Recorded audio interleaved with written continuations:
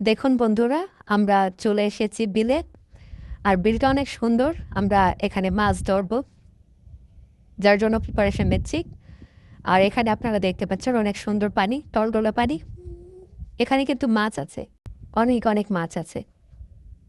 আপনারা চাইলে এখানে আসতে পারেন, আমি লোকেশন দিয়ে দিব।